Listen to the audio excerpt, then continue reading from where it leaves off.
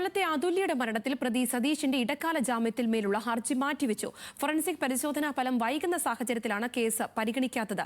Case 16-ന് പരിഗണിക്കാനാണ് മാറ്റിയിരിക്കുന്നത്. Shameer Abdulla വിശദാംശങ്ങളുമായി. ഷമീർ, കോടതിയിൽ എന്തൊക്കെയാണ് സംഭവിച്ചത്?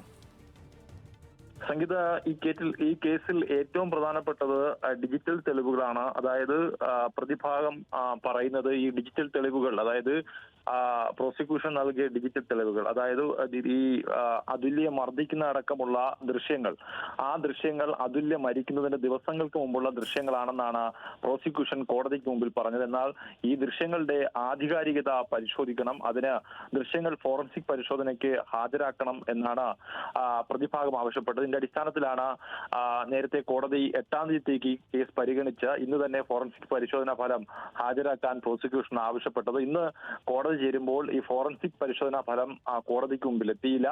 അത് 16-ലേക്ക് മാറ്റി ഇത് ഫോറൻസിക് ഫലം 16-ാം തീയതിക്ക് മുമ്പ് ഹാജരാക്കണമെന്നാണ് ഇപ്പോൾ നിലവിൽ കോടതി പറഞ്ഞിരിക്കുന്നത്. എന്തായാലും 16-ാം തീയതി വരെ സതീഷിന്റെ ഇടക്കാല ജാമ്യം തുടരും. സംഗീത. ശരി ഷമീർ.